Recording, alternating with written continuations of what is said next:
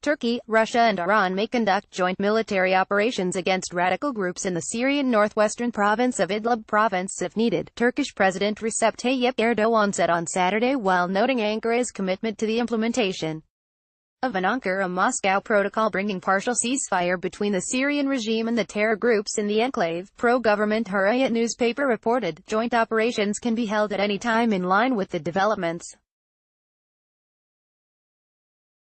There is no obstacle in front of these.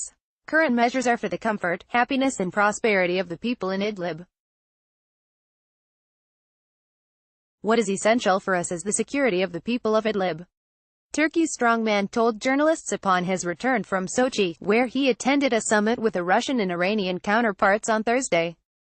Ankara and Moscow struck a deal in mid-September preventing an attack on the rebels in Idlib by Syrian President Bashar al-Assad's regime. Turkey agreed to create a demilitarized buffer zone and remove extremist fighters from groups such as the al-Qaeda-linked Hayat Tahrir al-Sham (HTS) as part of the deal.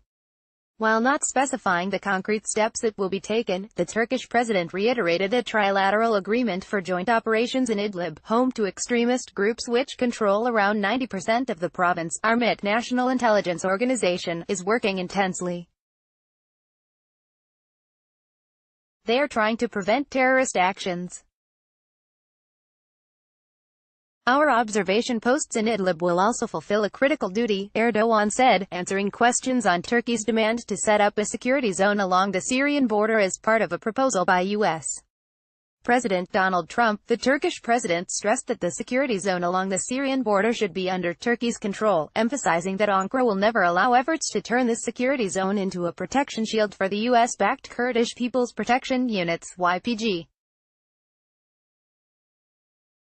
Ankara sees the YPG and Syrian Democratic Forces (SDF) as a terrorist threat due to the organization's links to Kurdish insurgent group the Kurdistan Workers' Party (PKK), operating in Turkey since the 1980s, and has been seeking a way to launch a military attack on the northeast Syrian territories controlled by the SDF-YPG.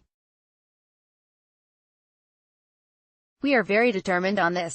This should be well known.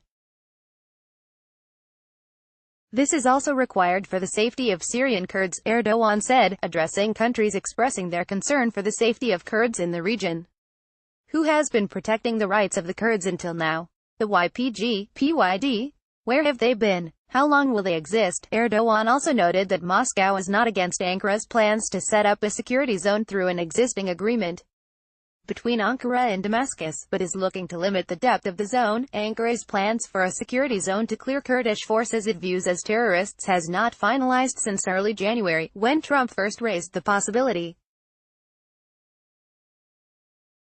Russia has previously said Damascus must participate in any buffer zone, and Kurdish forces have separately said they will not honor a Turkish-controlled zone.